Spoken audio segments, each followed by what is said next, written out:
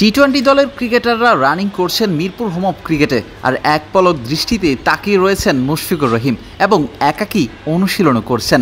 শেরে Bangla national cricket স্টেডিয়ামে এই যেন মুশফিকের ভিন্ন চরিত্র, এক ভিন্ন গল্প। 2022 সালে টি-20 ফরম্যাটকে বিদায় জানিয়েছিলেন দেশের জার্সিতে। এখন বিপিএল কিংবা ঘরোয়া লিগগুলো খেলে বেড়াচ্ছেন। 20 ওভারের ফরম্যাটের পর 50 ওভারের ফরম্যাটকেও বিদায় জানিয়েছেন। এই তো গেল চ্যাম্পিয়ন্স ট্রফি শেষে এক ফেসবুক স্ট্যাটাসের মাধ্যমে। পুরো মনোযোগ এখন টেস্ট ক্রিকেট জুড়ে। দেশের জার্সিতে আরও ম্যাচ খেলতে চান তিনি। সামনেই 100তম টেস্ট খেলার মাইল ফলক। এ যেন একই মাঠে দুই ভিন্ন গল্প পাওয়া গেল। টি-20 দলের ক্রিকেটাররা প্রস্তুতি নিচ্ছেন আসন্ন নেদারল্যান্ড সিরিজ এবং এশিয়া কাপের জন্য।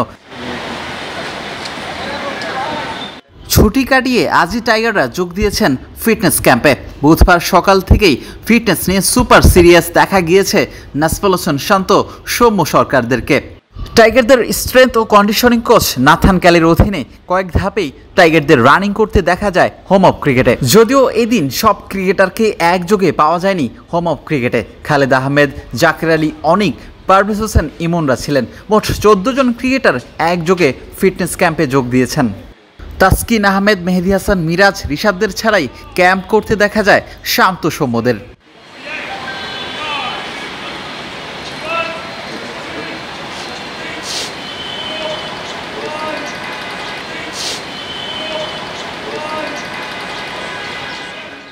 আসন্ন এশিয়া কাপের জন্য 25 সদস্যের প্রাথমিক দল ঘোষণা করেছে বাংলাদেশ ক্রিকেট বোর্ড বিসিবি, যেখানে নেদারল্যান্ড সিরিজ ও এশিয়া কাপ সামনে রেখে টাইগারদের ফিটনেস ক্যাম্প চলবে 14ই আগস্ট পর্যন্ত।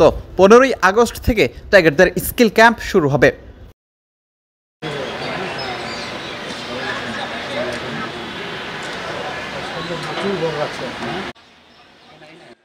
মিরপুর থেকে বিলাল হোসেন শিমুল, ক্রিকেট 97।